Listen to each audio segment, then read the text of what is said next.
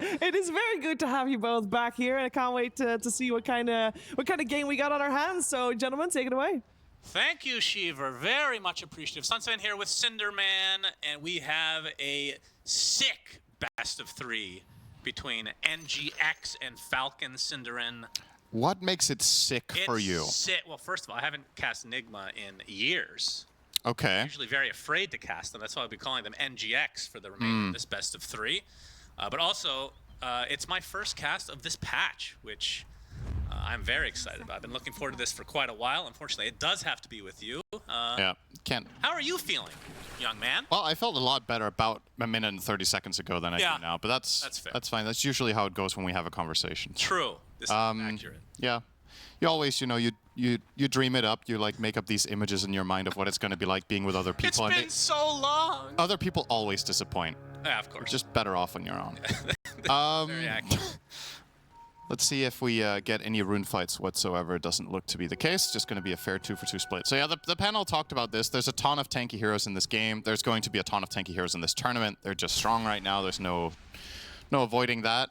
I will say I kind of like Lacoste's angle on this quite a bit with why he liked Falcon's draft, but I will say the wild card in this is Ghost on Marcy. This hero, more so than any other hero in this patch, in my opinion, kills tanky heroes. Yeah. So if he gets off to a good start with this Tusk lane and they get to farm and Ghost gets to reach a 2-item timing when it matters the most, he's the one hero that I think can actually kill Falcon's lineup. If Ghost's game is bad, I'm a little bit lost for what Nigma are going to do. Right. So to me, it's very polarizing. There's a lot of pressure on that guy, but he's been delivering when he's played for them recently, so that's the good news. Yeah, well, like you said, and like the panel said, Falcon's lineup is super tanky, and then there's a Crystal Maiden. But Cinderin, her facet, the Glacial Guard, she got a major facelift with her facet, just 2 completely new ones. A facet lift, if you will. That's true. It gives you that physical damage barrier for you and your teammates, as long as they're within the aura of the Crystal Nova, so even more tank to go along with it. So very cool. And I wanted to talk about this before things get really crazy, because we saw in the other game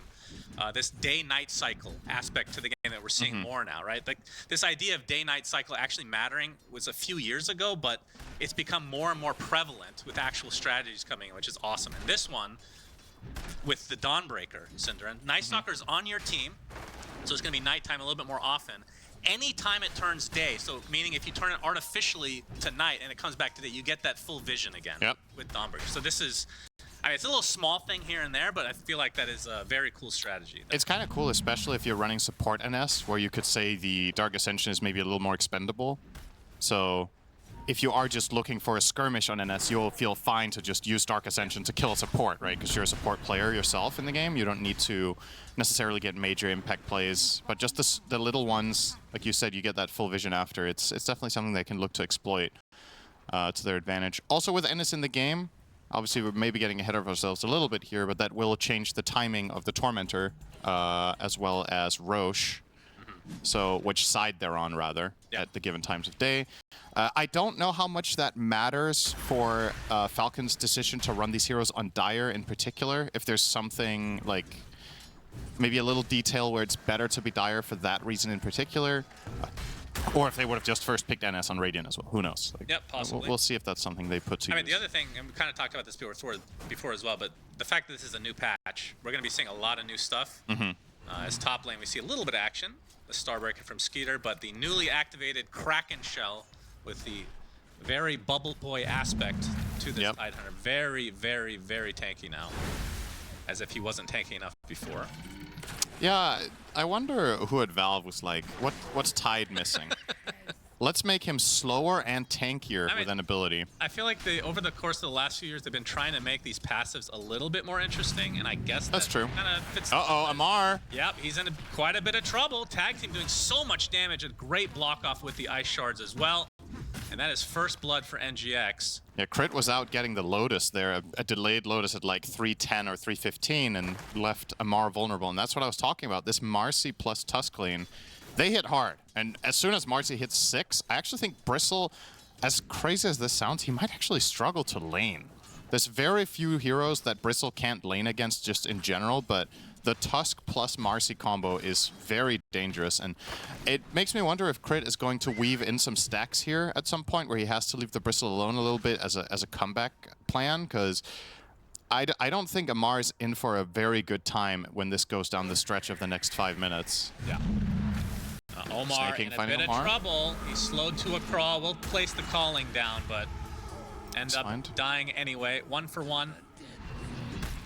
Across the board from the last 3 minutes. Synderen, very important. They're on Amar again. This time not so good though. Yeah, GH looks like he's gonna fall as Ghost trying to limp away, but Crit and Amar very healthy. They likely will be able to finish this off. Crit is tanking the tower, and they will indeed get the double kill for Amar.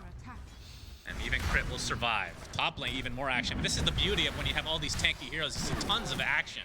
Dead shot, nicely placed from Omar. Just enough space for Noob to get away. It's massive for Amar that he gets these kills. I think, like I was saying, if this doesn't go well very soon for Falcons down here, he's going to be in trouble, and that is just a mega breather. He just gets there. These 2 kills, he's now level 4, and now the lane is going to be much more manageable. And keep in mind, it's about to be daytime. So if this hadn't happened, you're playing a 1.5 v2 lane with your Night Stalker at 5 minutes. Yeah. So this was absolutely crucial for Falcons to find that success, and yeah, good news for them. Amar should now be able to get himself out of the laning stage successfully. On the other side, Noob, he's staying alive. He's not finding nearly as much farm as Amar is, especially with the kills. Oh, nice break there onto the healing salve from snaking with the Nova.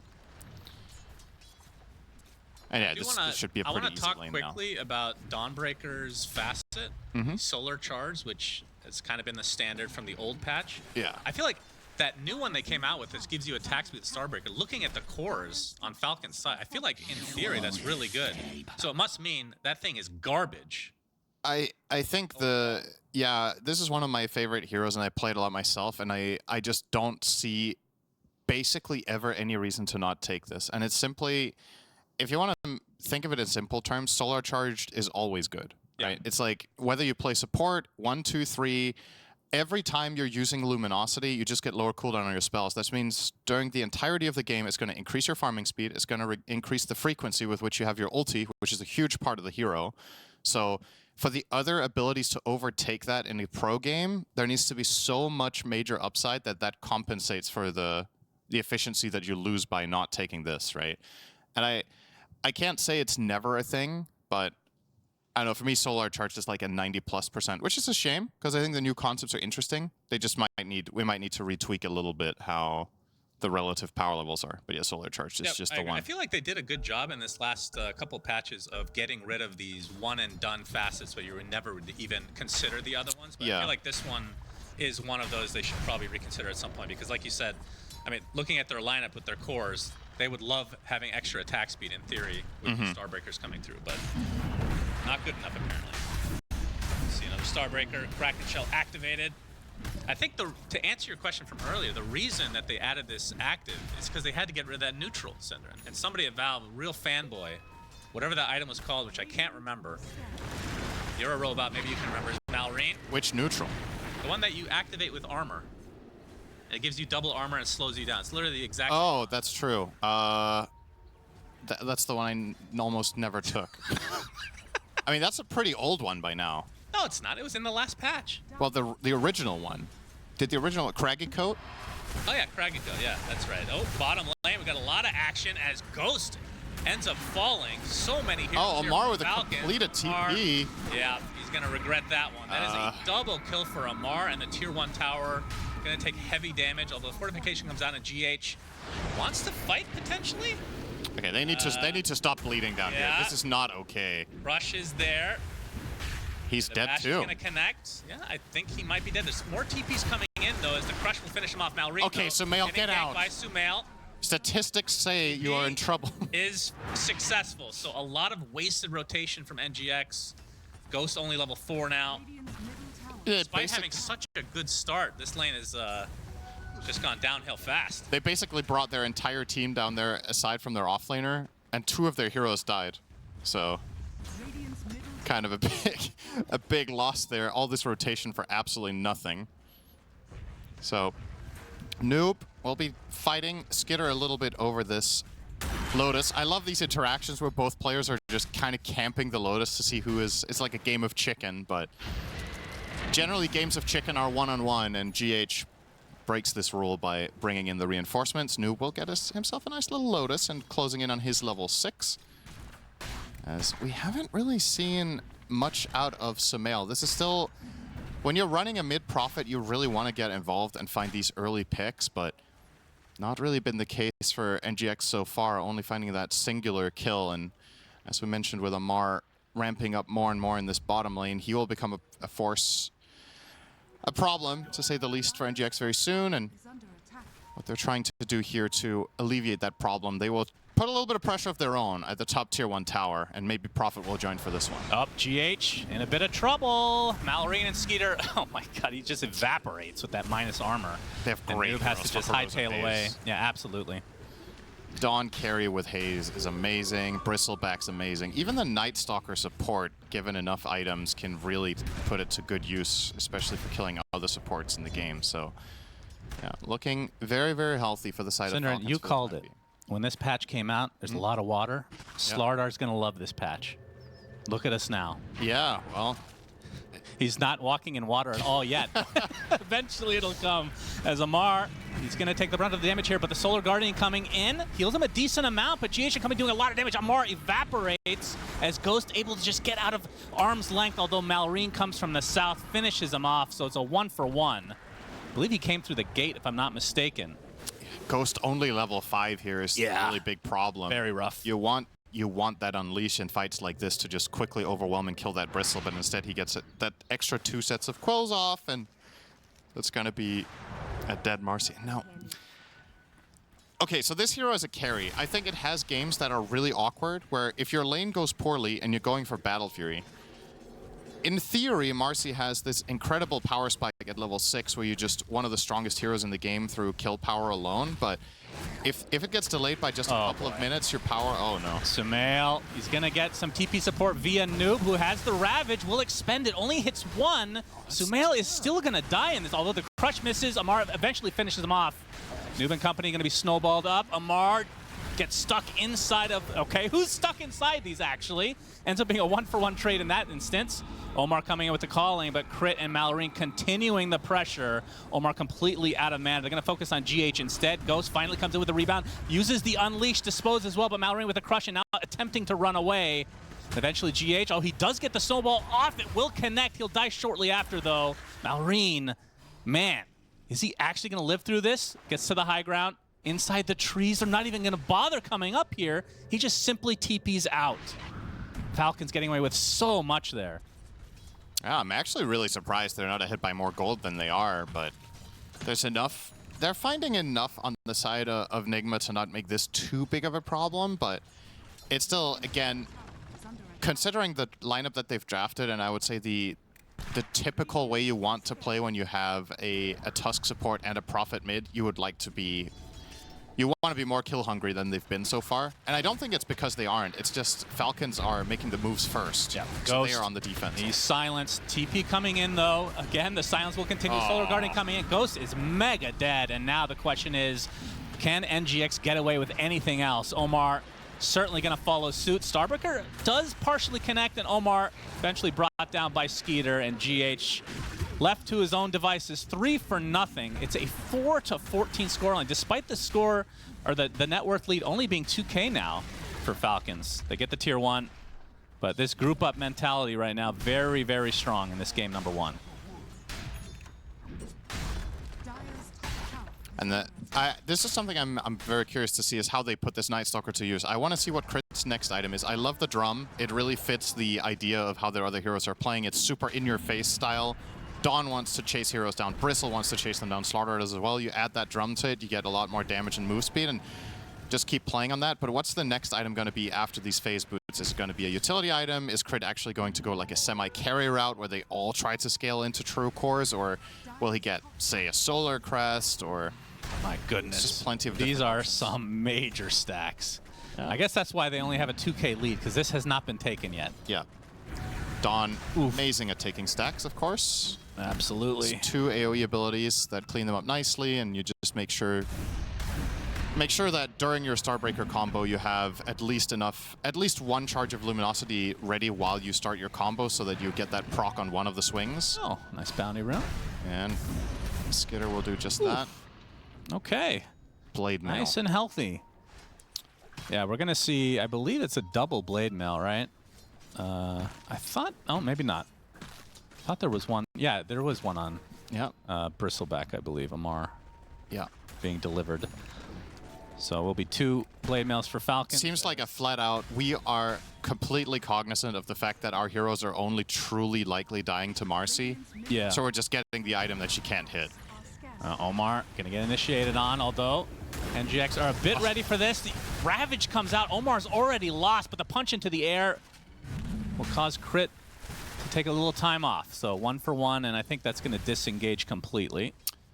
Not the best result for Nigma, though. That was Ravage. So you have a decent amount of nighttime left here for NS that you could try to make a dive play onto mid, maybe find a pick on Sumail and then take that tower. You can kind of do whatever you want, right? Like, if you want to farm, that's fine. If you want to make moves, that's fine. Ultimately, you are in total control now for the next minute and a half until it's daytime. 4 shovels on Falcons. Is this one of those AUI has said, this is the best neutral, you will get this anytime it's available, and they're doing just that? AUI went to a website and looked at the win rates. It's like, oh, Trusty Shovel is 0.2% better than the others. That's right. Well, I will take that every game on every player, except Snaking. He's a rebel, so he'll take the Polywalk Charm, which probably has a 20% win rate. Yeah. But just has to got to be balanced in all things, you know? Yeah, Snaking's a bit of a hipster now and then, you know? Just got to stray away a bit from AUI. Can't give him too much control, after all. Very demanding coach, of course, as we all know. I've heard stories about AUI. If he doesn't get his way, he becomes impossible. Oh, yeah, very hard to deal with. Yeah, extremely dramatic person. Yeah. Can't keep his cool. You've seen him in coach interviews with Slacks. He's always, you can tell he's on edge. Oh, yeah. Yeah. People love the Slacks really like AUI cast, but not many people know they actually despise each other. It's kind of weird. Right? And the reason that cast works is that Slacks is literally the only more obnoxious person in the world. So it's he makes AUI look tolerable. Yeah, that's why this is accurate. As we're going to see the Tormentor. Tormentor's up. It's a freebie. And who gets the shard here? Minus armor, always helping out the cause, as Snaking will get a freebie in terms of the Crystal Clone. And we have the Roche in the bottom pit here. We'll see if Falcons show any interest in this. Yep, FPS Breaker. They should rename Dawnbreaker to FPS Breaker when that happens, and then revert it back. That's an important change. If you want to test how good your computer is, you play a game with Dawn versus Brood and PL. With Monkey King ult. With Monkey King ult running. Yeah. And then you need to see none of them, and then when night turns to day, the Monkey ult needs to be active, and the spiders, you need a specific cosmetic as well, I believe. Oh. If you can make that happen and have more than 10 FPS, you could probably run Crisis 2. It's a supercomputer, absolutely. Putting it to good use. So Noob on the Tidehunter gets the early shard in the Dead in the Water. We saw in the earlier series how valuable that was. He's taking quite a bit of damage here as GH comes in with a casual Walrus Punch. Calling already placed, and NGX, I mean, they have the Ravage, but not sure if they want to fight here. Oh, this is a good rune. Yeah, Malrine just picking up that haste. He's going to be a little bit faster in the water, just slightly. They just have such a nice run at you lineup that having this haste gives you a ton of freedom, because what do Nigma really have to stop you from running around freely with this haste? Atos. They have Punch. They just bought Atos. They have Punch, they have an Atos, and that's kind of it. You can avoid you can just run out of the calling, you can run out of the shards, he does have a quelling ready, right? Yeah, so you can get out of Sprout. It's a very, very strong power rune right now for Falcons, and you see they're placing this offensive vision. It looks like they're looking for a little bit more than what they've grabbed so far. I'm a little bit surprised they've only managed to find 1 tower at 17 minutes, given how this game has gone so far, but they're just paying respect to Nigma's potential turnaround defenses. Nope. Uh-oh.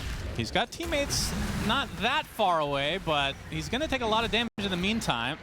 Dead shot away, places the Dead in the water, and now on his retreat. Get our answer to Crit's game plan here. We'll go for the dagger. So okay. Tiga have talked about this on the panel. Just get on top of Tide. Have you ever seen, Stick on Tide. and by ever I mean recently, Night Stalker Ags? Is that a thing ever? The new axe is just bad. It's really weird. It's right? really bad, I think. But yeah, I Just get a where you're constant coming crippling. from against Tide in theory, right? Yeah. You can just keep it running. Yeah. But man, it's one of my least favorite ags in the whole game. I agree. think it's I not hate particularly interesting. I think it's not particularly good. Yeah. So I'd love to see a change to that. Obviously, this support Night Stalker is a thing that was run for a while years back when it was better, and then it came back now. It's interesting for me to see the skill build here. I wonder if this is what's going to be the norm, what Crit's running here, where he's going. He's currently 4-3-2, so only 2 points in Hunter in the Night, which. Wow.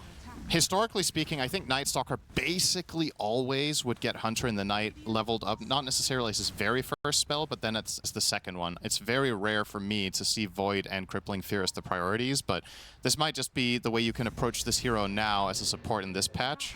Yeah. Or maybe he's specifically doing it for the Tide, and that's just, this is my job this game. I am a Tide magnet. Just need to stick. It's Roche time here. Corrosive Haze being put to good use with these physical damage heroes.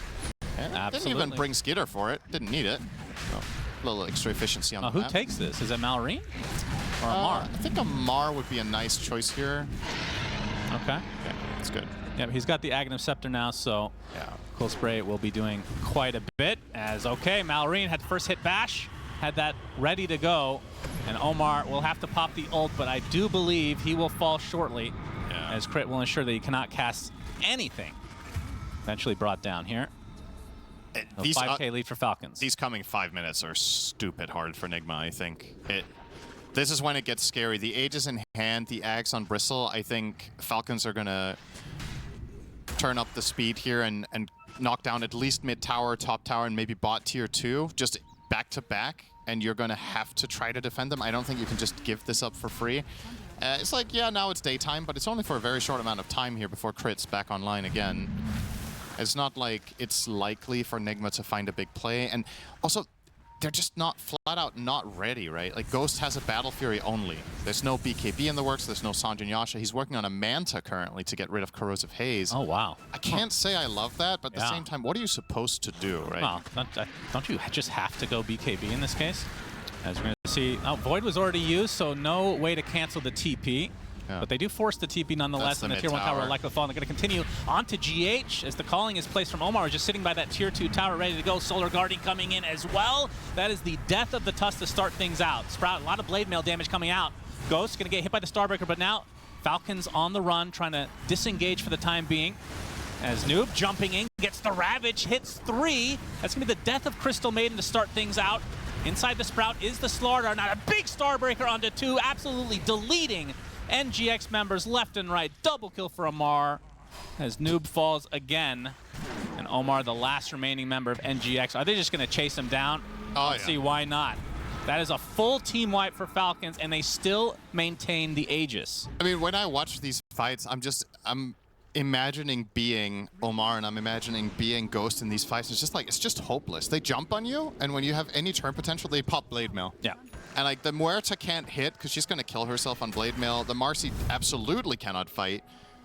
And it's like, what do? You have to find more burst damage against these tanky heroes, but your lineup doesn't have it yet. If you try to play keep away and farm it up, your lanes went too poorly for Marcy to really get there. And you're likely going to be hunted around the map by these fast heroes with Slardar, Night Stalker, and Solar Guardian, so that's tough. It just feels a little bit like a checkmate, right? You kind of have to try to defend these towers, but the fights are really hard to win. If you just give up all the towers and the whole map, you feel like you're never coming back. So against these tanky heroes, but your lineup doesn't have it yet. If you try to play keep away and farm it up, your lanes went too poorly for Marcy to really get there. And you're likely going to be hunted around the map by these fast heroes with Slardar, Night Stalker, and Solar Guardian, so that's tough. It just feels a little bit like a checkmate, right? You kind of have to try to defend these towers, but the fights are really hard to win. If you just give up all the towers and the whole map, you feel like you're never coming back, so it's a very uncomfortable spot to be in for sure. And yeah, just, oh my god, this damage is so ridiculous. Yep, these minus armor strats, man. Yeah. Good stuff. And usually in the past, minus armor strats have maybe had the Achilles heel of, yeah, you have this minus armor, but then the heroes that are doing the physical damage can be killed. Yeah. Now they can't. So It's not like it's a minus armor strat with a PA that dies if she gets caught in a stun. Nope, the carry's a Dawnbreaker with 2,500 health and a Blade Mail. Good luck. I've been waiting for a strategy with this and the Corrosive Dragon build. Yeah. Right? Where you get like all the spells are converted to physical damage, thus the minus armor becomes that more prevalent. I think Slardar and Green DK is a possible play this patch. I think it sounds pretty cool. Yeah. It's just the fire facet was so stupidly overtuned that you could just not say no to it. Right. But now DK might be in a place. At the very least, this tournament so far, he hasn't been like first phase picked or banned every game. Right. He's becoming a little bit more of a selective ban and selective pick and more situational. And if DK's in that spot, maybe that's when the Green Dragon actually gets to have a chance because the red one just isn't so busted anymore that you cannot opt for anything else. Yep, so. hopefully we see. I would like to see that. And I think the team you're watching right now is maybe the most likely in the entire tournament to run that strat would be Falcons, because they play DK on all 3 core roles. They play Slardar on at least 2 roles. Both Malrine and Amar love this hero. So could very well see them bring that out. If AUI is listening to this cast and getting ideas, we want credit. He won't do it. Suns fan comes up with a lot of good things for Dota, such as Roshan around the middle. He was definitely the only person to ever have that idea. That's 10 right. years ago. That's right. And to this day, he makes sure to remind the green room daily that this was my idea back when I was 25, he says. That's right. To which we say, wow, you're old. That's right. That's actually quite accurate. Sadly accurate, in fact. Amar, his Aegis will be expiring very shortly. Yep. And we'll be finishing up his Lotus now. They got a lot out of it. They got exactly what I was calling for, right? Mid tier 1, top tier 1, and bot tier 2. So nice cleanup crew here by Amar. Get the full heal. And not only did they get the 3 towers, they got a full-on teamfight win to boot, right? So this Aegis gave them 7,000 gold. That's a nice little win there. So from NGX's Skitter's perspective, level 19? Sorry, excuse me? Yeah, excuse me. How's he 4 levels ahead of Amar? Yeah, that's something. When did that We're going to happen? see dead in the water onto the Night Stalker. NGX need to get a clean kill here. They will. It's a very small one, but it's something. It's something. About 1,000 gold for that one. A little snack. I'm blown away by Skitter being level 19 here, because I feel like Amar's game is good, and they're both obviously very farmed. You can see their net worths are neck and neck, so I just wonder, where did Skitter find this additional 3.5 levels? Yeah. That is something. Obviously, a lot of his farm is happening solo out on the map, so he's not sharing XP, whereas maybe a lot of Bristles, there's going to be other heroes in range. But even accounting for that, this still feels ridiculous that Dawn is this far ahead on levels. And that's the beauty of Dawn. Just go jungle. Yep. And if a team fight starts, you just jump in. Yeah, I was theorizing in this B patch that a lot of the other very popular offlaners... Oh, they get the frostbite. No way out of this. It's going to be the death of the Tidehunter. Even a freezing field being used for full effect here for Snake King. I mean, he's not going to be able to use that. First one of the game, I think. I was going to say, it's not a great game for freezing field. What was I going to say? Yeah, so I was theorizing... Oh, where's he going? Oh. He is... It turned to night, so things have flopped around a bit. Sumail has a Mjolnir on himself. He is going to be surrounded here pretty shortly, although decent amount of damage being done. Ghost now on the run trying to pursue someone else. Sumail will end up falling. Ghost gets his TP canceled by the Void from Yikes. That is just and across the map, 3 deaths with nothing to show for it from the NGX side.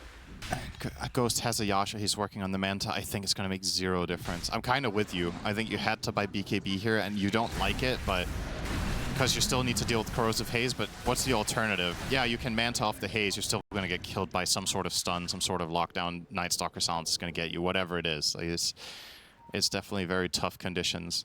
But yeah, I have to say, I'm happy to see Falcons rating Dawn as high as they do in this game. It was picked second in the phase for their overall second pick. I think this hero in the B patch, I was theorizing this was going to be one of the offlaners of this tournament, specifically because a lot of the other offlaners got nerfed, and the B patch was just flat out nerfs across the board almost exclusively. Yep. Dawn was untouched, and she was already pretty good in the A patch. So Alrine getting tickled to half HP now. Oh, he'll get away. It's enough time for the rest of his team to think about going in as Noob with the haste. That's going to be a hard kill now. Yep. And Amar leading the way. Look at that trail everywhere. Just so much water. Yep. He loves it. He does have the Aghanim Scepter, I believe, right, on the starter? Yep. Yeah, so getting even more bonuses inside of water. Yep. He has effectively the region of, I want to say this is about half a heart. Oh, NGX. In This water? has to amount to something. It did not. My goodness. That is unfortunate. Well, they forced a Crystal Nova. So it did amount to something. Oh, they got a D-ward because of sure. that. Yeah, All right. not bad. One of their more successful moves in the last 15 minutes. Nobody died in their team Yeah, in this one. I mean, that was going to lead to my next question. What do they need to do to try to bring this back? Because this is getting ugly. Yeah, I'm just confronting the hang Ghost. on. Frostbite This is not what they into need the to do. Solar Guardian. Literally couldn't cast anything. Nope. Omar pops his ult to try to retreat. Frostbite. And that's going to lead to the death of the Muerta as well. Bonk. Double kill for Skeeter. Dawnbreaker is so... Starbreaker is so satisfying. Get a TP in from Sumail. Noob going to use the Ravage just for this Slaughter. if they Mallory don't get has it to now. die. No. He has to die here. Oh dear. Oh my god, that's not... And now he's thinking about going back in, just puts a casual Corrosive Haze on his way out. feels real bad. And now the Night Obviously with that Stalker axe, ult. the status risk, the armor. Airball with the Frostbite in tow. Good Sprout onto 2. Malring with the Crush though and crit. Crippling Fear. Still quite a tanky Tidehunter we have here. As the Crystal Maiden is the first to fall actually. Did she Dead die water for a onto the tramp? Bristle. I don't know. Maybe we can look at that in a replay. Is a lot of right clicks onto Amar, but he's just gonna shrug it off. Yeah, they put a lot onto that Slaughter kill and just came up short. So again, I called this before the game began, but I think if Nigma are to win this game, Ghost needs to pop off. So to answer your question of what do they need to do, they have to somehow get him into fighting shape. And that is so much easier said than done. But I just don't see an alternative. You have to let him farm. You have to try to mitigate or avoid deaths on Marcy until she gets BKB after this Manta. And then maybe you can stand and deliver. But yeah, they've just bled so much on the way that it feels almost impossible to control the map to the extent that you need to. I mean, if you can't fight without BKB, I'm just struggling to understand why not just buy that first then if you're gonna... That's what I think. I think Just seems a BKB bit first odd. and then Manta would have been a better approach with this game state. I think if you're doing great, if the game was going well, I think this would make more sense to me because then you're playing from ahead and maybe you can, you know, just keep the momentum going. But when you're in this desperate of a situation, I just don't think Manta is the game changer. To be fair, I don't think BKB is likely to be that either. I just think it has higher chance to get you that one fight that could maybe change everything. Oh, Ooh. Swing and a miss. Rush misses, Solar Guardian as well, but they have the vision now. And Ghost, I mean, we've seen this time and time again. Attempts to TP out, but the Crush on the other side of the tree line to a Starbreaker, easy peasy. Yeah, it's rough. There's water up here now, buddy. That made the difference there. Not easy, not easy to get away from Slaughter. And, okay, what do you think is the biggest distance on the map that doesn't have water, excluding the bases? Like, which area has the least water? Probably the right side of the map, like Ancients plus the Wisdom area. There's like no water, right? Yeah. But yeah, only for safe the most spot. part, he can get to water pretty quickly when he needs to. Yeah, he just hits W and he gets water. It's crazy. Yeah, I mean, that's Really weird. it's weird how that works. AC now online for Skeeter. Yeah, so more even physical. more minus armor. And Crit eyeing the BKB now. Interesting on the support NS here. Not exactly dealing too much damage, but he, again, the logic is I'm going to stick on Tide or Muerta or like whoever he wants, he's going to be able to stick on that target for a long time. I think an interesting idea here could have maybe been a Vlad's. If you think about the way they're like, oh, he changed it to a Blade Mail. Well, what do you know? Let's get one more of those, boys. 30-minute Blade Mail on the position 4. Why not? Yeah, sounds good to me. They're like, wait, Ghost still doesn't have BKB. Let's buy more Reflects. Is it more because they want to take or make use of this Aegis and get buildings? So if you're going to fight now, you might as well complete an item. Well, then I mean, you could have bought the Vlads, right? At the same Oh, you're cost. saying Vlad's before that? Yeah. Okay. You could. I don't know. I'm not sure it's... All right, Malring creates Water Puddle, now invulnerable. Okay. It's a tier 3 tower. That would be pretty broken. Then it's a Slardar patch. If you're invulnerable in water, he would probably be... Yeah. He's probably still second to Dragon Knight on release of patch. He would probably be second best hero of this patch, but... Yeah, because a lot of people don't know how to hit W when they have Ags. That's right. Sumail caught out on the other side of the map. Skeeter will finish the job. Oh, Malrine's in there. They're going to jump Muerta. Oh my God, just dude, it's like decimated, man. Solar Guardian to come in as well. Just adding insult to injury for NGX. He does get off the Ravage, but where is the damage? Ghost has to ult and run away. Skeeter can't attack GH because of the Ghost Scepter, but the Crush will hold him in place. Starbreaker destroys everyone, and Amar is going to get the Rampage. Oh, what do you know? Might as well just cap it all off. Why not? Rampage with the help of the Radiant Fountain. Beautiful. Bristleback Classic. Yeah, I mean, what can you really say? This was a game where everything that needed to happen for Nigma in the first 15 minutes didn't. And the map just completely fell apart. And I mean, big props to Falcons. I really like the way they set things up. I like the way they drafted. I think, once again, extremely crucial for the outcome of this game that Amar gets the double kill bot, if you want to go all the way back to the laning stage to focus on that. Because in reality, what really went Nigma's way post lanes? I don't think any singular move was in their favor. They got that D ward. That's right. They forced a blink from CM. I hope they have that highlighted, actually. Yeah, that's going to be a big highlight to watch for NGX here. The last stand for game number 1, as I don't see a reason for Falcons to retreat because they still have that Aegis that's going to be used. And Malrine and Skeeter both pop into BKBs as Noob attempting to retreat now, but the jump in from Crit silencing everybody. Sumail will drop as well as the big fat juicy watermelon, and GG is called as Falcons will take game number 1 in quite convincing fashion, I do say, if I do say so myself. Yep. Just solid stuff from them. Love everything from their draft to Self out and made more exciting, of course, by our caster duo in Sunsfan and Cinderin. Thank you, Shiver, for not calling us fat this second time around. Sunsfan here with Cinder in game number 2 between NGX and Falcons. Game number 1, not so pretty for NGX, Cinderin. Now, the draft for Falcons is almost identical. Yep. Outside of the Ember Spirit. We might have to hold this thought as Amar, he's going to get banished right off the bat by Sumail. This could very well be first blood, and indeed it will be. It'll go to Ghost, who's playing the carry Nature's Prophet, so already a way better start for NGX. I love that. Malrine just tips him for dying. I know, I think it's funny. Yeah, I want to say I'm very much in agreement with the panel here. I think if this is a game Nigma are going to win, it's going to be the King Show. Good start for them, of course, getting first blood here. The first blood going to Ghost is probably my second best recipient of that after Sumail. I think they would have ideally had it on OD, because this is a game that they've very clearly gone into a little bit into the think tank after game 1. They're like, okay, they're running at us, they're too tanky, we can't kill them. So they get, this is something out of the old playbook here from Coach Kuroki, right? This is from, this is a classic from many years ago, OD into tanky strength cores. You have a ton of pure damage. You have the massive AoE burst with Sanity's Eclipse. Most strength heroes have low mana pools, so you exploit them a lot with that as well. So theoretically here, if Sumail has a good game, he could just do vintage Sumail stuff and look unreal on this hero. He's very, very good at OD.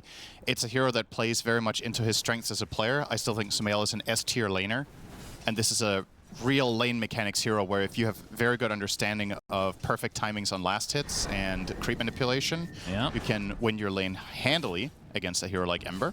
Yeah, definitely the most annoying hero to play 1v1 against as well. So if you're playing against a tilter, like a GPK, for example, not to throw his name randomly out. That's interesting. We're just, all right. I was just thinking of a tilter. It's the first one that comes to mind, all right? It's just you know, nothing personal. But yeah, OD definitely a hero to get you riled up, I think. Yeah. But yeah, the pure damage against like these GPK, really strong just heroes. pick OD, I guess. Yeah, true. It's not about the hero matchup. You're playing the man, not the meta. Yeah, of course. Yeah.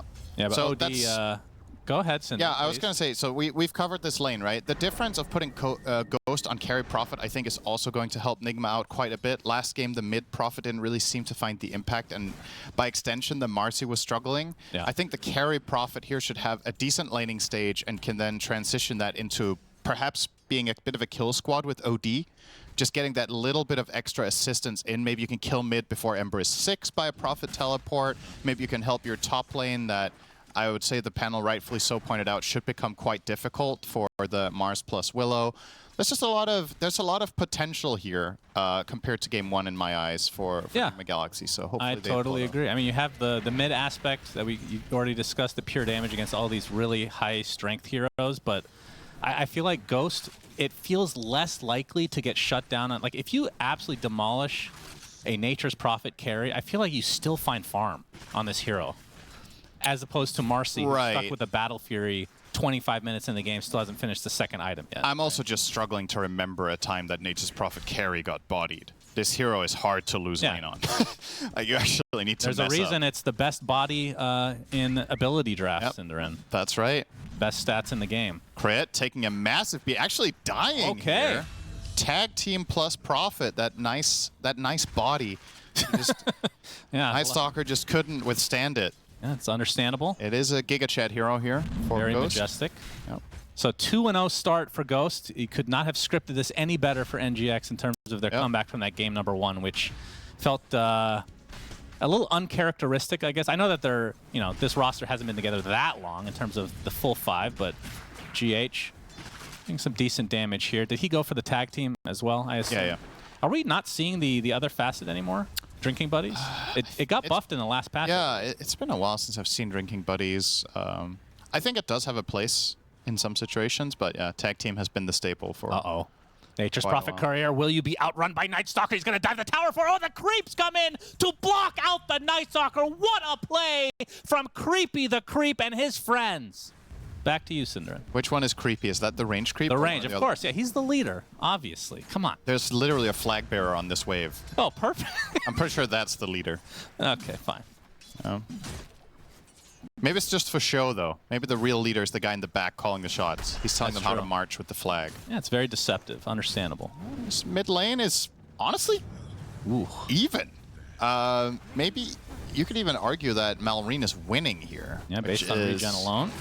Regen alone, as well as the total CS and net worth. He's winning in more or less every aspect of this lane. So, I mean, I can't say for a fact that this is unlikely to happen, but obviously this is a matchup that we have not seen very much of as of late, so I guess we'll learn as we go along. But I would say now is when OD starts becoming a fearsome laner. It's that level 5. That's when you really start being a big nuisance with the Astral Imprisonment against Ember. As long as you catch him off a Flame Guard, you do good damage, and over time should whittle away at him. But yeah, nice spear. Brambles will be avoided as he can take some extra damage from that Shadow Realm. We're going to turn things around onto Noob. Gets the Bash's crit, and Snake King coming in from the south.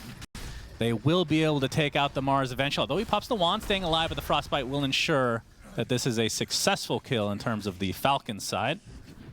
First death for NGX. It's one of the benefits when you play with Amara on a hero like Bristle is you basically, when this hero reaches level 3-4, a lot of the time the position 4 gets a little bit of freedom to... Snake King coming in from the south. They will be able to take out the Mars eventually. Although he pops the wand, staying alive with the Frostbite will ensure that this is a successful kill in terms of the Falcons side. First death for NGX.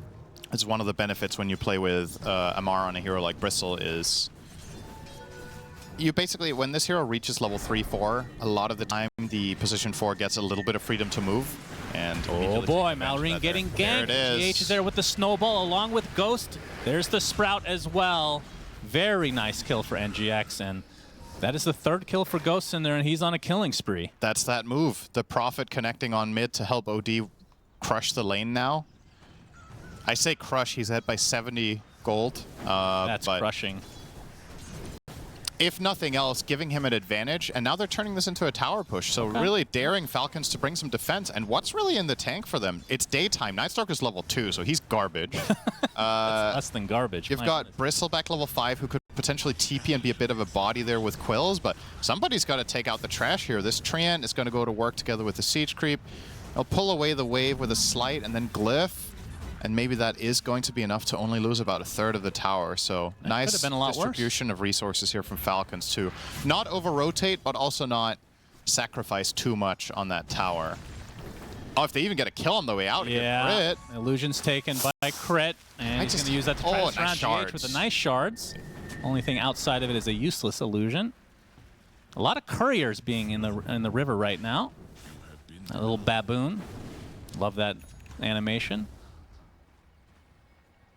But yeah, definitely a better start for NGX. The question is, can they keep this up? And in terms of OD, I mean, again, not a hero I've seen a ton, Cinder. And how does this hero scale these days? It still scales really hard.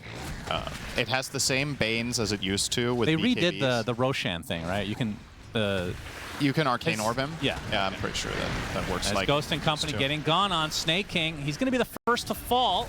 Ghost still really healthy, but the Crush is going to connect onto 2. There's the snowball onto the other side. It's going to go on top of Amar instead into the spear on that lone tree. Beautifully done from NGX. The Crush again onto 2 as here comes Mallory trying to finish the day. But Sumail coming in now.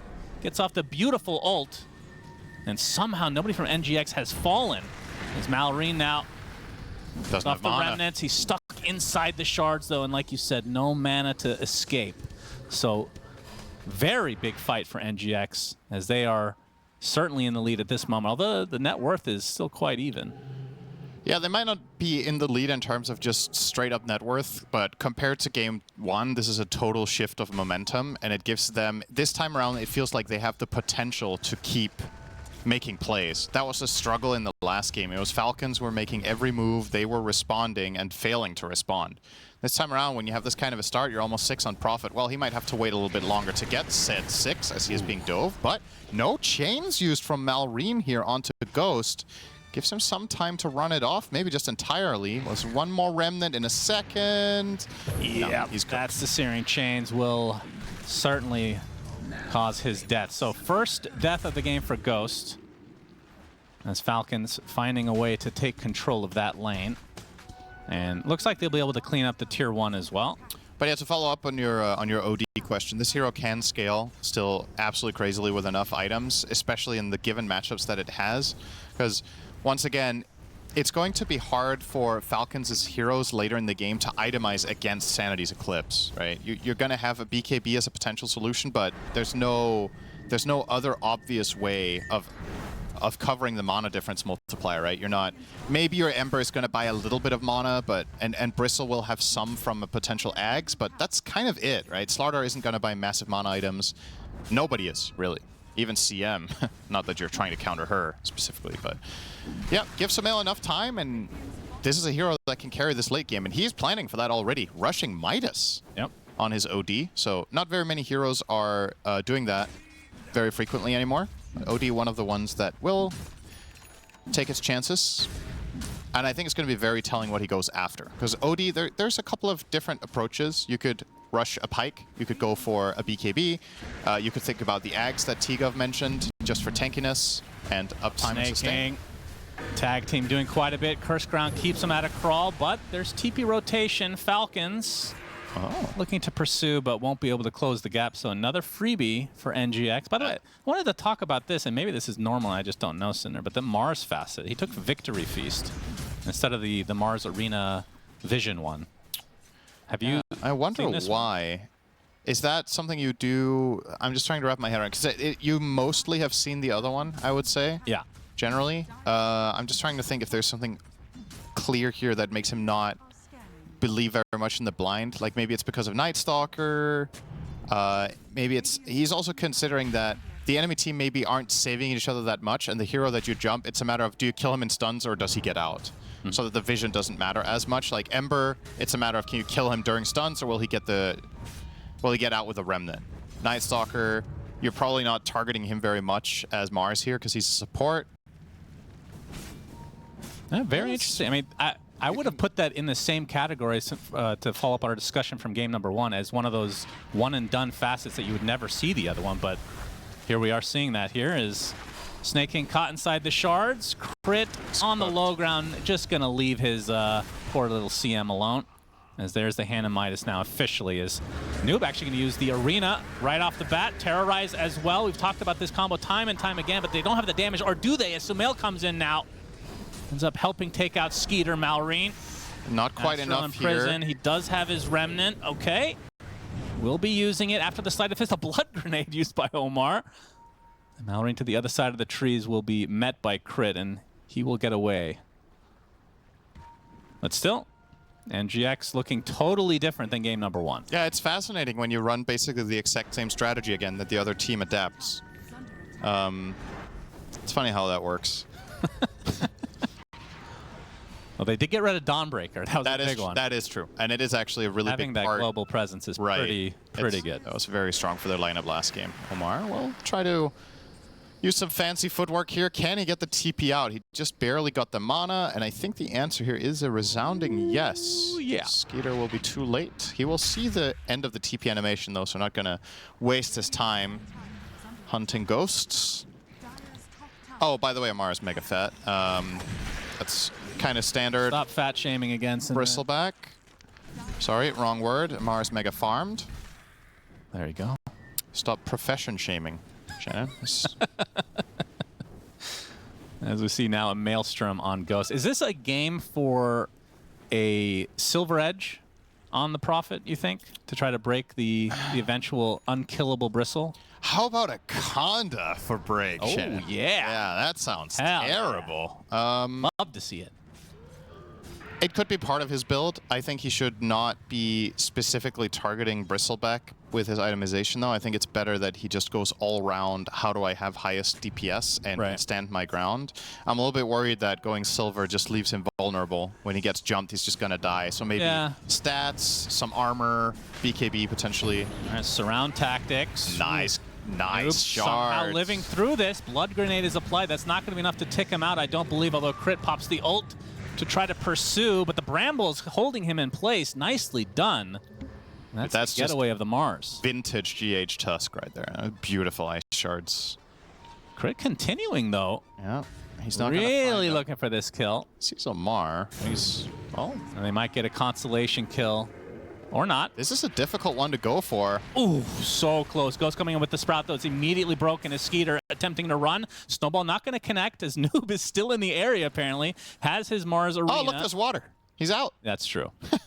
The ultimate counter to anyone, water. That was actually kind of close without the water there to being in range for an arena, but did get out. Oh, Omar. Okay. Malrine will get Curse Crown, and that looks like it'll break things up. Is Crit going to stick around the neighborhood here for the 14 Wisdom? He's pinging it out. I don't really think Falcons have the resources to contest this, so this should just be an even trade. And once again, things definitely looking up for Nigma compared to game number 1. Sumail will be rushing that Pike. I do like that choice against run-at-you heroes like Slardar and Nightstalker and even Bristleback. I think Pike Ags sounds really stable. I thought you said here. pipe, and I'm like, what? No, that is Sumail, not Eternal Envy. That's another player that made a name for himself many years ago. Eternal Envy now does other stuff than Dota. Very successful, apparently. Omar going to get caught off guard. See the Searing Chains onto the Mars, but this time they should be able to clean up the poor Dark Willow. Oh, vintage GH Tusk with the... You are great at just jinxing everything, aren't you? It just had some great charts and then he makes those ones after. For what it's worth, I think that's a death sentence no matter what, so that's the silver lining. That one didn't matter. He hit the one that mattered, Shannon. Yep, true that. That's when you want to peak. Yep. Omar, we're rocking that axe. We'll be farming up a storm here. Easily top off the net worth, eyeing up a shard, so pretty standard. And now, 15 minutes, it's Torment time, and they have a really good lineup to do this with quickly. That's right. It's similar to last game with the literal exact same heroes. That's right. It's funny how that works. The neutral creeps and the tormentors cannot redraft themselves. They are playing the same character. That would be an interesting change. That it's just a different type of tormentor every game, and you're drafting around it. You know. And the neutral creeps get to pick other abilities. Like, oh, there's a Chen. I don't like this team playing Chen. I'm going to have no abilities. That still won't be patch 8.0, though, of course. True. Omar crushed. The Shadow Realm is there. He's cooked. cooked. On the Brambles, okay. Gonna use the Terrorize. The GH gets the punch as well. There's the Mars Arena. Noob coming in. Big sanity eclipse onto cooked. Two dead for Falcons in the blink of an eye, and the rest attempting to get out of dodge as Crit is somehow being pursued by creeps that have global vision, it seems, thanks to that ward. Very nice counterplay. And again, let's keep in mind, If Nigma managed to weather the storm here, they are playing with... Oh, are they going to get more Spear. here? Do they have the stun locked down? The Walrus punch into the Cursed Crown, demolished Malrine. Easy overkill. I think they could have killed him almost twice there with all the damage they had. Showing up in spades here. Okay. We got ourselves a game. Yep, we definitely do. Because even though the gold lead isn't that significant here, it's the fact that this time it seems inevitable that Nigma are getting somewhere where they can take fights on their terms. What is this? Crit with some nice... yeah, juking at daytime as Night Stalker is surprisingly difficult. The hero doesn't really do very much. Indeed. Sumail will clean it up. Dominating Sumail.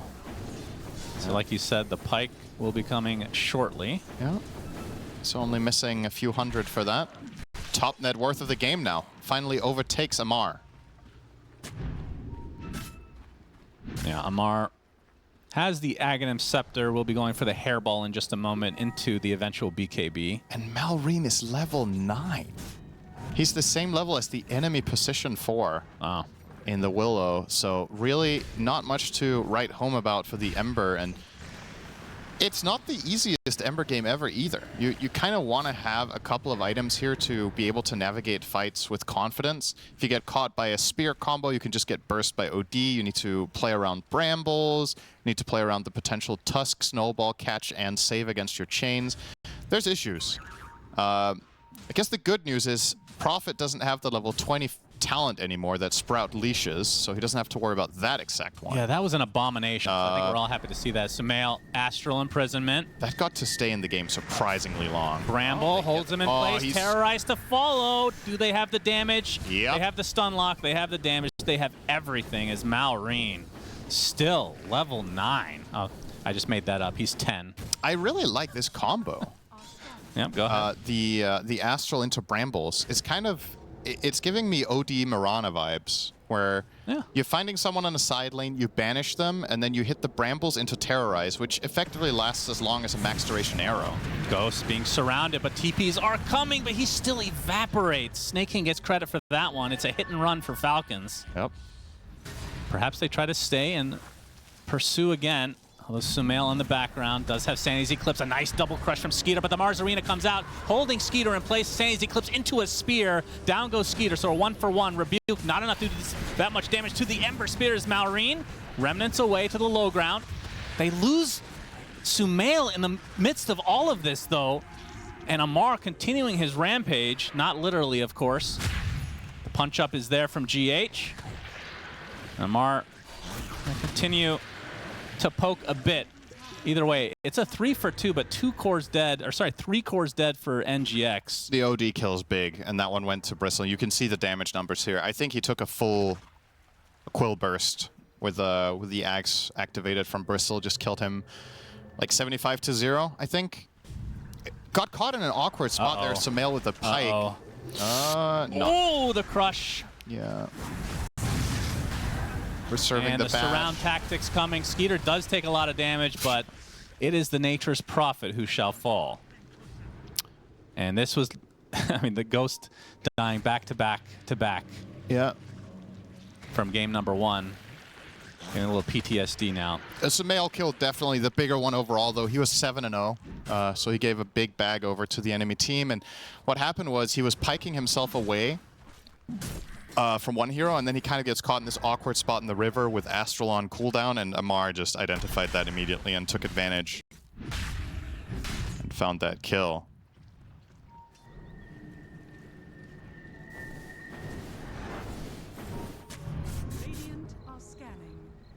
So pretty much a dead even game in terms of just raw net worth now.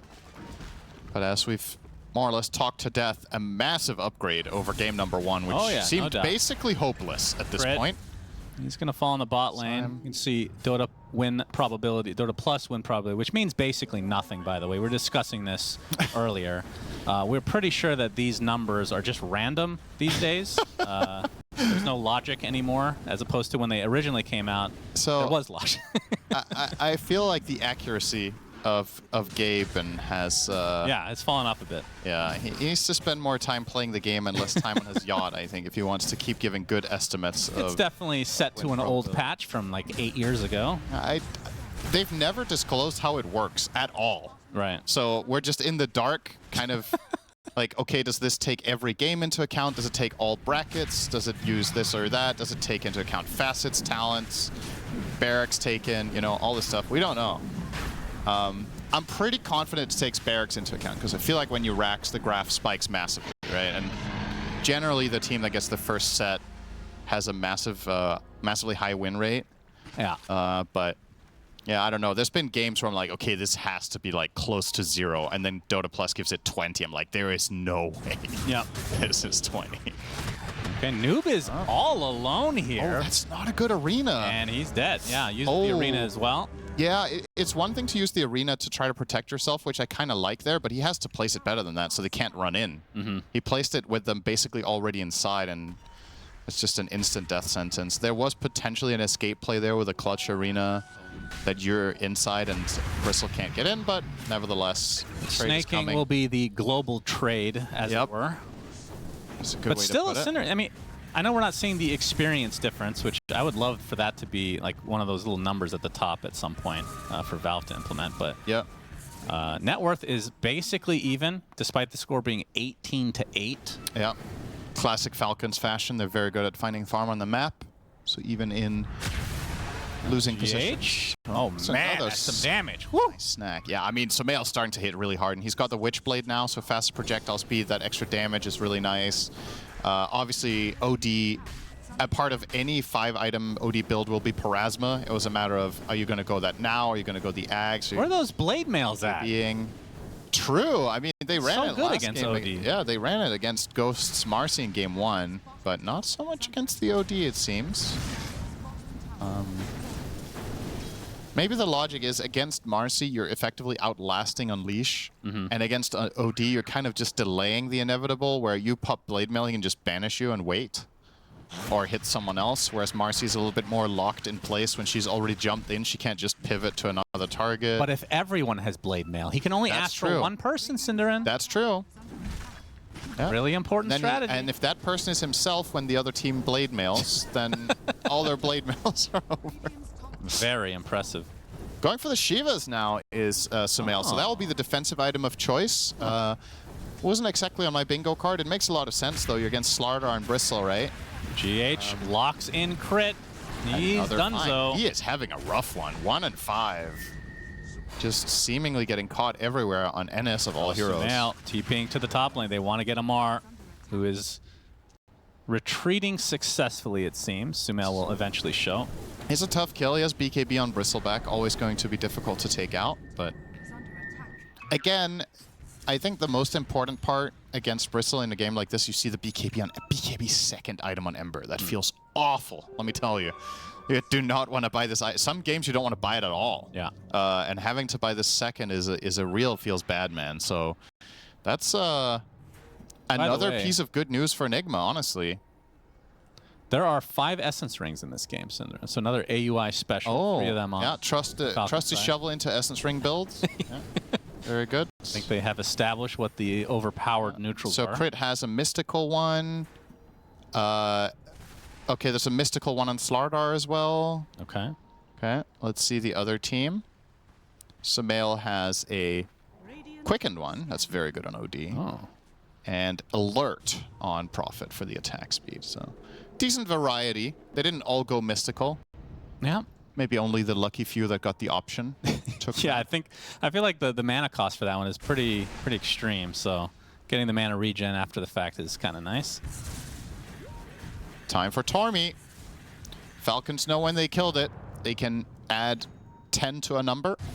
Yeah. And they will find it once more. Insta-kill.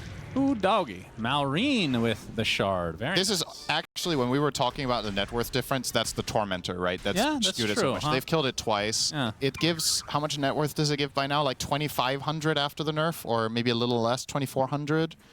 Because it gives the shard plus, how much is it per player? 170, I think? I forget what they changed it in the B patch. Yeah, they lowered the number. It was 250 to start. It was 250, which was insane, and it was absolutely. Malrine! Oh, they found him! Punched up. Terrorize is coming for him. Do they have damage between these two supports? Well, Ghost shows up, and now they certainly do. Really nice execution. Ooh. No chance to BKB there. Perfect layering of spells. The stun from Snowball, punch, terrorize.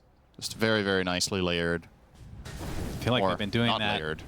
Well, it is. Yeah, they're layered. Why not? I don't know. I feel like when you hear stuns being layered, to me that's a negative thing because it sounds like they're on top of each other rather than. No, that's stacking. Yeah, I mean that's also a layer. A stack is a layer. Anyway. Okay, well. Shut up. We're going to be seeing non-layered stun / pure damage being applied as they take out yet another core for Falcons. And with that, will they be able to get this tier 2 in the top lane? Although Sumail, again, having to be forced out of lane because of the pushing of Amar. They, dare I say, they look a little bit lost on the side of Falcons, struggling to string anything together, finding fights. They have consistently, like we talked about, they've got the Tormentors, which have been a good objective pickup for them. If they hadn't had the Tormentors, this would have looked real bad by now, but they're not really able to put it to any use. They're just gaining net worth, but they seemingly cannot fight into what Nigma are presenting them. Now Sumail with the fully completed Shivas. I'm very curious to see his next choice here. Will it be an Axe? Will it be the finished Parasma? Does he want a BKB so he can more likely stand his ground against stuns and silences? Plenty of options here. Well, I mean, Going that's for the thing. If Gunpowder Gauntlet. If the Night Stalker was a little bit more prevalent this game, yeah. If crit was more farmed, then Sumail would be forced into an earlier BKB, right? But because of the current state of things, he has the option of just foregoing it, theoretically, based on his good start. But like Crippling Fear is just so good against these heroes. Is seeing it being used to full effect here, as GH will take a tumble.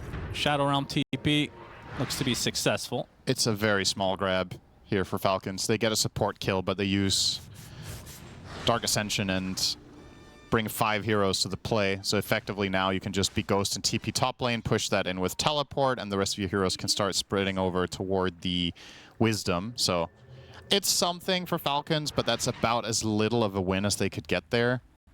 Crit now. Looking at the Wisdom, not going to happen. Oh, is he actually... He's spotted. Uh-oh. Arena. And that should be the death of the Night Stalker again. So crit.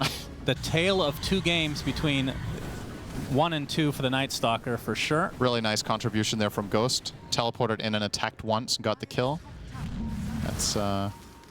Everybody loves when that happens in their pubs. The AM blinks and hits once, or the Prophet shows up for one attack, but... Yeah, how does this facet work exactly? Is it a burst of HP and mana, or is it over time for the Mars? It's instant, I think. Okay. Okay. Snake King snowballed up, and GH has been setting up so much. I mean, this just brings us back to days of old Cinder, and GH Tusk is... Yeah. A thing of legend, for sure. He's in 20 out of 24 kills as that 5 Tusk, and he's got the items to really keep this ball rolling. Blink, Ghost Scepter, and Gale Guard.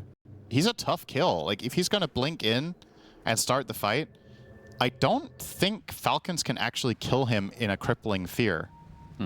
He's just going to Ghost Scepter and block 80% of their damage. What's realistically going to be hitting him? Crippling Fear itself, Void, Maiden spells, and that's kind of it. Maybe some Searing Chains, but if he outlasts that with Gale Guard and Ghost Scepter, he could maybe even get a snowball off. So you can see he's playing with so much confidence, just walking up high grounds, really leading the charge. Very fast.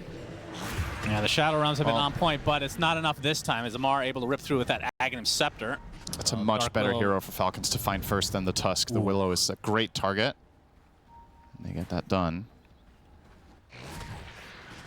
I mean, Falcons, it does feel like they're just hanging around. I mean, 1 team fight win, and they're back in this for sure. Absolutely. That's why I still think Sumail's itemization is going to be really important, because, yeah, he's 12-1 and having an awesome game, but oh my, the Nightfall special for Ghost. No. Don't actually think the BKB was needed, but... that's why it's called the Nightfall. Yeah, I think even with a 12-1 scoreline here, OD still needs to be a little bit cautious. He has 3,000 health and 35 armor, so it sounds kind of ridiculous to say this, but it is still possible to kill Sumail. He will finish the Parasma, and I guess more so than anything, he's just counting on his teammates to protect him. He can probably count on either an Arena or a Snowball, and then maybe the Solar Crest of Willow, and then that might. It's a bit of a steal though for Falcons. Get the Roche. Okay. Don't forget the banner. Aegis on Amar. And Sumail, I mean, he should know that they're here. He's going to get crushed, but GH with the counter. Walrus Punch. Noob comes in to get a big Sandy's Eclipse coming. Sumail, okay, the arena's going to set him up. And that's going to be the death of the Aegis already as Maureen getting ripped through. Has the BKB activated, though. Will slide a fist into the Remnant away. Will live as a result. GH finally will die. And after all that, it's a 1-for-1 if you're not including the Aegis. Yeah, very good fight for Nigma, though. Getting rid of the Aegis instantly. And Slardar never got the BKB off on Skeeter. I'm not sure what exactly caught him by surprise there. Maybe it wasn't anticipating the Arena Spear, but yeah, that he could not stand his ground at all. Just you see that 134 pitiful damage numbers. Still a 9-second BKB as well. Yep, it would have been potentially quite big for that fight if he had got that off and got off another crush or two for Amar to really do the damage, but yeah, nice play call from Nigma to quickly isolate and kill off the Slardar within that arena, and in the first place to bait Sumail. This is what we were talking about. He maybe doesn't have the best defensive items. Well, he has a lot of farm, so he's tanky, don't get me wrong, but he can count on something to protect him. And if Falcons get baited in to go on him, that can just be a nice counterplay. Yep, Crit again getting caught off guard. Nice spear on Satu. Here's Amar. He's left his own device. Skeeter on the other side, though. Already found Crit, of course, as Skeeter jumps in with the... he's the one that's going to get punched up instead, actually. Pops the BKB, now continue to pursue GH, but the Snowball going to keep them alive for the time being. That is a lot of damage from the Wrath of Nature. And a big terrorize from Omar as Sumail just right-clicking to his heart's content. Hurricane Pikes away. 3 dead for Falcons.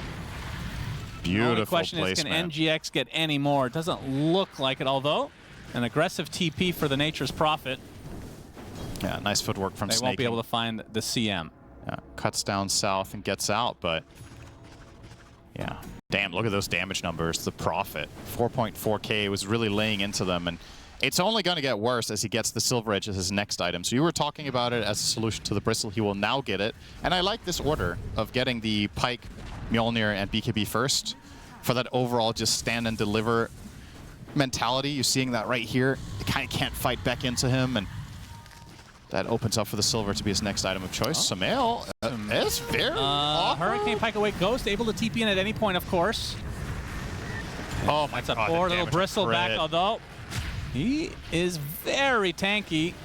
Not able to block him with the shards. The BKB will be used to fully escape. Actually, Sumail just killed Crit with Pike.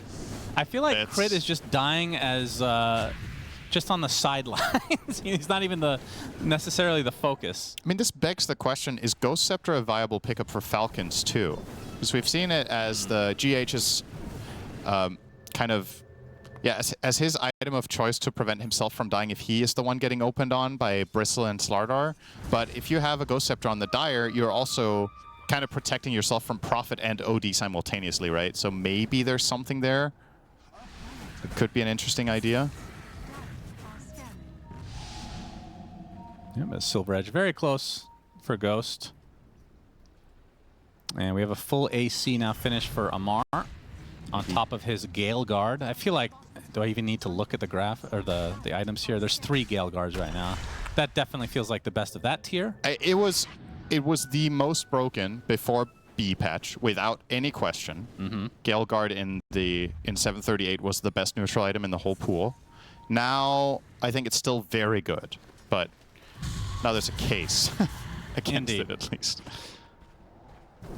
Yeah, and that one was not a surprise. Just reading it, like, oh my God. I mean, the moment we read through the changelog together and when we got to that, I was like, okay. I mean, there is no way this stays like this. One did not get tested. Yeah.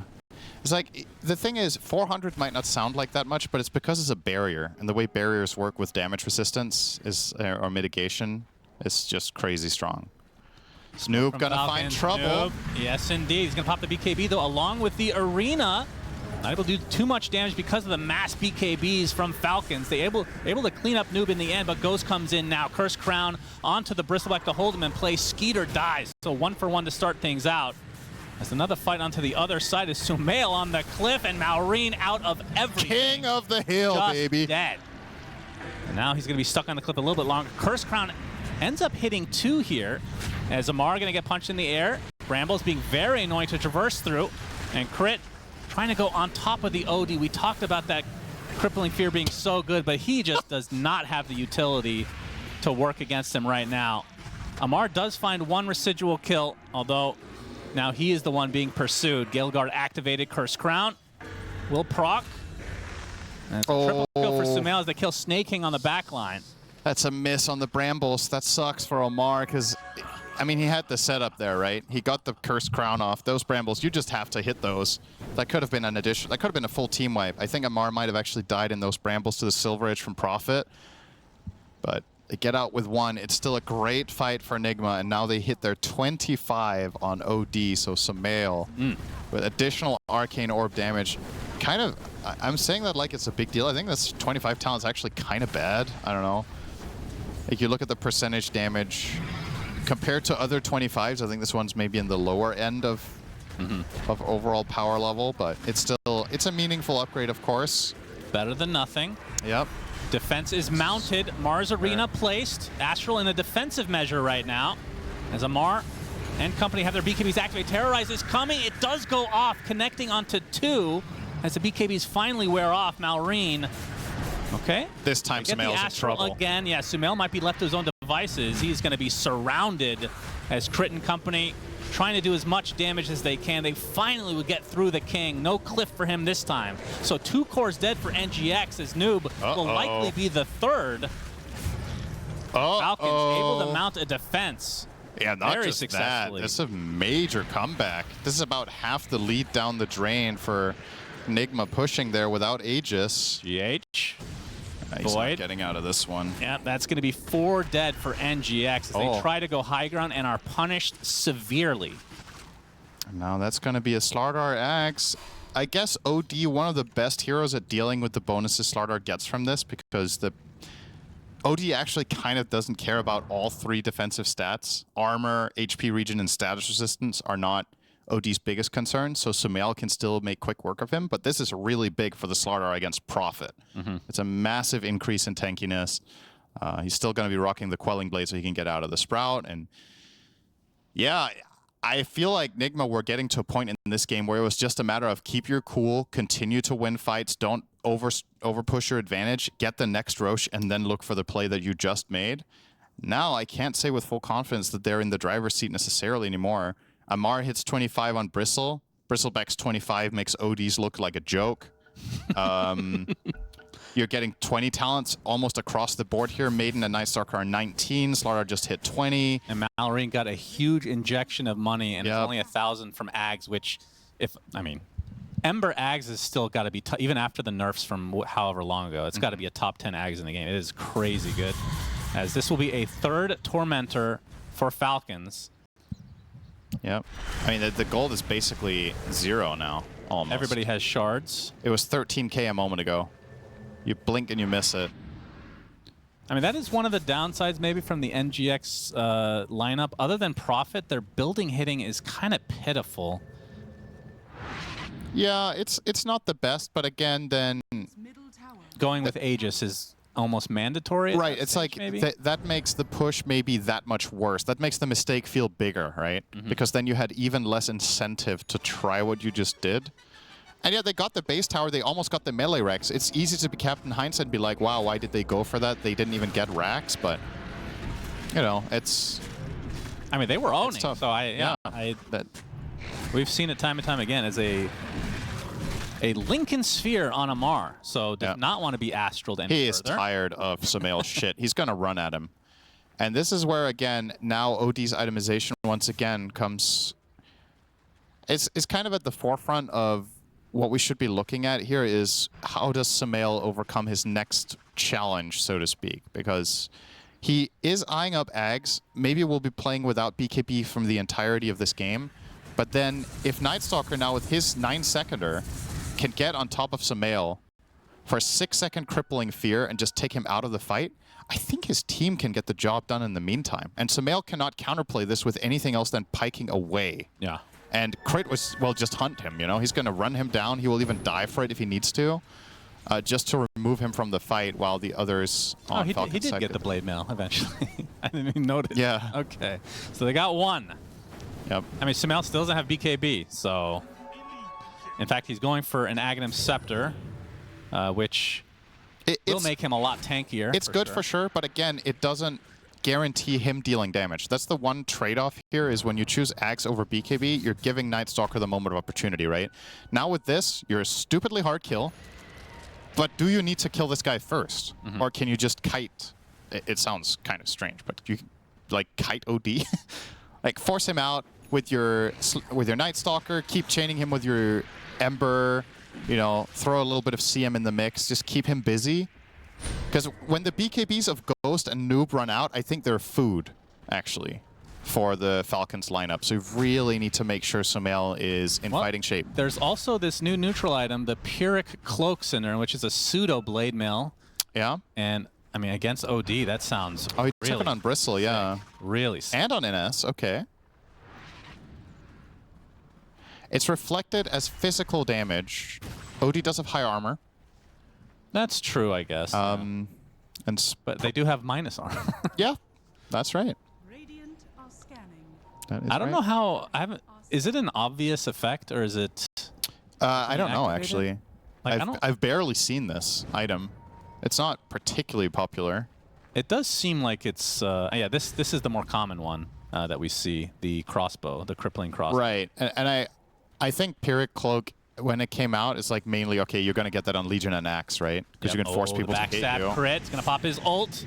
Nice blink away for the time being as Noob trying to re-aggress a bit here. Pops the BKB, has the Mars Arena available as the Dark Willow is going to die before being able to get anything off. The buyback instantly, though. Skeeter punched into the air, destroyed.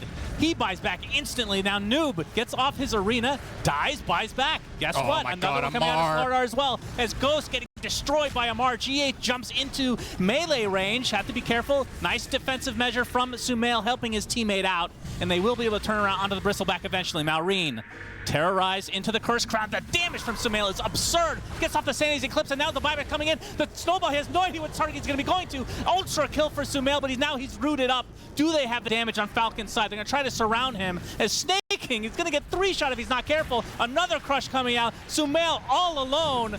Finally, the Agnum Scepter activates, so he's going to be alive for a little bit longer, but eventually they take out the Outhouse Destroyer, Cinderin. 4 dead for NGX. They don't have enough buybacks to work with, as Falcons have used many to stay in this game, to stay in this fight. And I'm really interested what the net worth discrepancy was with this fight overall. That is 8 buybacks. Yeah, and 5 of them on Falcon, so they burnt everything, but it will give them a Roche. And that one is big. See who it put. Who did they put this on? They do put it on Amar. He had insane impact in that fight. He just ran down and killed the Prophet in a matter of seconds. You're going to see that in your bottom left of your screen soon here. Ghost going to work. They get the fast kill onto Skeeter. And it's looking, honestly, completely chaotic. I don't think either team feels whether they're winning or losing that fight. We have to go back to the live, Cinderin. There's not... The fight is continuing. Here's the kick onto the other side. Sumail. Oh. All right. Okay. Malrine able to get out of dodge just fine. So ends up being a little sniperoo. GH said, if you're not going to save me from the Ember, you can save yourself from him instead. Sends Malrine flying into Sumail's arms, but... Okay, well, the dust settles. This is still now... The game is extremely tense now because, the goal is even.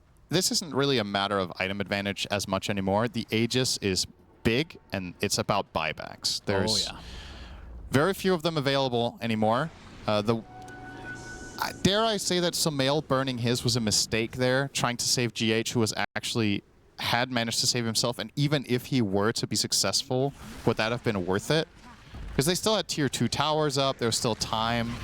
The Sumail buyback is massive. I mean, GH is the only one with buyback currently. Oh, they missed the spear! Oh, boy. Oh, that was a free Aegis. Unfortunate. Oh, they had that one for sure. As long as they get the lockdown onto even Bristle, the damage from Sumail is absurd.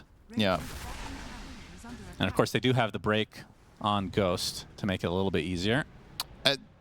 Damage is not a problem for Nigma Galaxy as long as they get to hit the heroes. If heroes are hexed by Noob on the Mars, or if they're caught in a terrorize or whatever, they can kill them. That is not the issue. The issue is getting to hit the targets that you want when you want. And again... I think this is maybe the scariest item, is the Refresher Shard on Malrine. I mean, Ember Spirit one of the best at utilizing this item. He has enough mana to run through his entire cycle of items twice and spells. So yeah, he's going to do massive amounts of damage in the upcoming fights. And again, Sumail, he's looking at an Aghanim's Blessing to free up his inventory slot to get the treads back. He still doesn't have the guaranteed ability to just attack heroes that he wants to. So still looking for that. We saw in the previous fight the way Crit entered the fight was actually not going on the OD. He went on the Mars as well as the Willow in that situation. He has Block of Cheese. On who? On the Night Stalker. Ooh. Who'd he give it to? They put it in a Mars backpack. I have not seen this item. I've never cast this item. They've obviously buffed it a ton this patch, so it's easier to obtain. So now it's not as ridiculous as before. But genuinely, I have never played in a game where this item was used, nor cast one, I think. So this is the first time I see it. If you guys haven't seen it, it has changed a bit. You still activate it like cheese, so you're not going to see people activate it beforehand unless they really value the barrier. But for 5 minutes, you gain that barrier that was the old one. Previously, it was the whole game. So you get like an upgraded type of cheese that gives you more mana and HP, and then in addition, you get the barrier for 5 minutes. Yeah. Very cool. And Amar. Giving you an ability for a few minutes reminds me of, do you remember the neutral item, was it Aghanim's Tome? Oh, yeah. In the first wave. That's right. We had that for 2 weeks or whatever. The tier 3 item that gave you your scepter for 5 minutes or whatever it was. Man.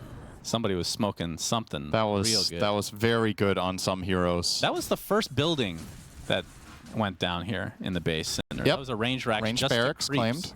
Yeah. At this stage of the game, not too impactful. Largely irrelevant.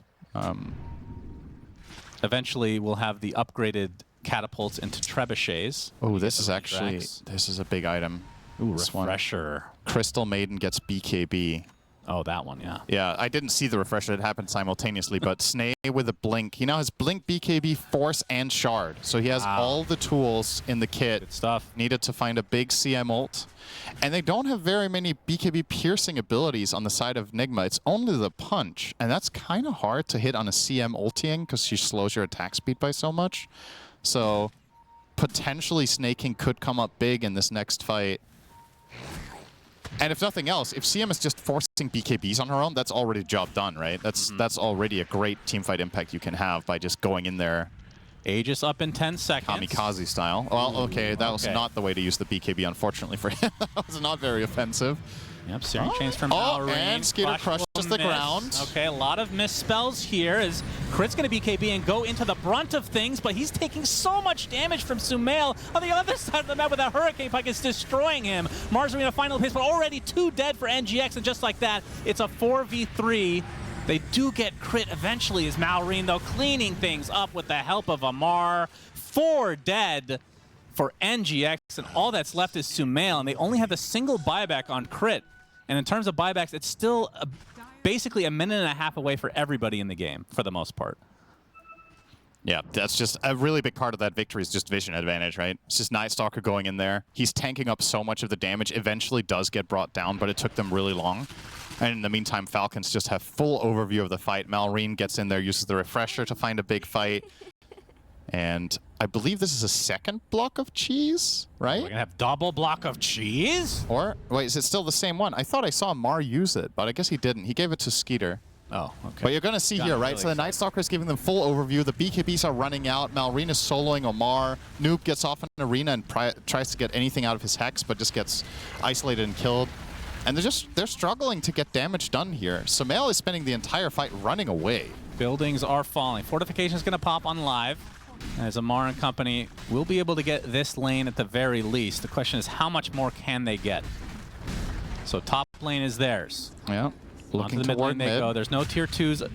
Oh, GH with a big kick back as Skeeter's going to pop cheese. Sandy's Eclipse and is destroyed. My goodness, the damage from Sumail is out of this world. Even onto the Brisbane. Look how squishy Amar looks. It's insane. Yeah, if they don't manage to disengage here, they could just lose the game off of this mistake. They have no buybacks. We've established that. Actually, I say that. Skaters just came back off cooldown. The timers are about to Yeah. back for everyone. So maybe ROK there, but... Yeah, Amar will have his in 10. Sumail is 100 gold away from his and 30 seconds. But yeah, for the most part, we'll have a good old-fashioned 10v10 here pretty shortly. Sumail is closing in on Refresher. Big damage when BKBs are down. 50 minutes. It's fun how we were talking about for Nigma to win this game off when we went out of the drafting stage. We were like, we need to see the King show. He's 23-3. And it's still not enough yet. It's still not it's enough. Still close. I really needed to put on a true show. I think T-Gov said 20-0, which is, you know, he didn't hit that quite. It was pretty close. It's pretty close, though. It still wasn't enough. Yeah, this has been an insane performance for Sumail. I mean, how can he grow from here? Synderen, the treads into the Refresher. Yeah. You can backpack once you use it. I mean, is BKB still not in consideration here? That's what I'm saying. I still think BKB matters here. And I think it's... I don't know. Do you not swap out Broach for BKB here? I don't know. I'm okay. If he wants to get Refresher first, fine. He has Ags, right? It's a very powerful tool on this hero, no doubt about it. Double ult.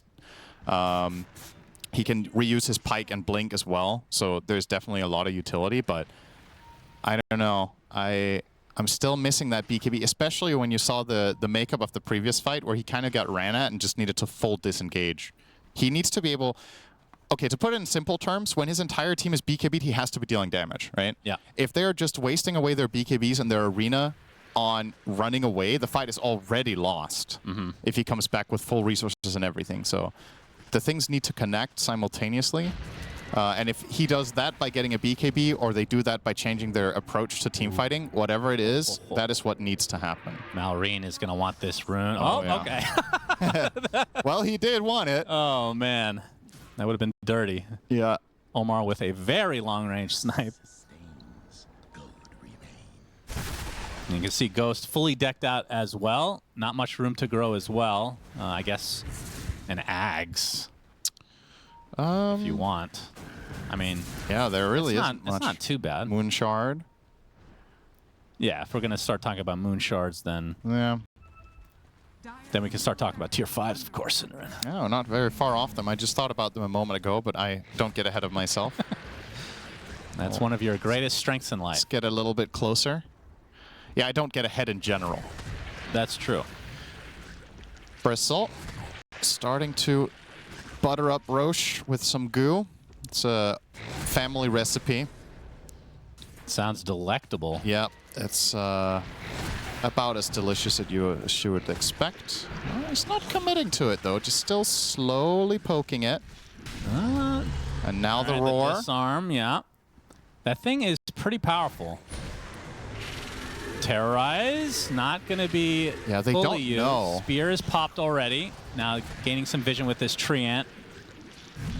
So they know that Roche is kind of vulnerable right now. Does Amar not see the Treant? Okay, the Spirit to start things out. The Crush is not going to hit. The Walrus punch as well, but the Mars Arena finally comes out after all this. And the mass BKB Exodus. Tusk is going to be the first to fall in line. He's actually going to stay alive. Just his Slardar buys back instantly.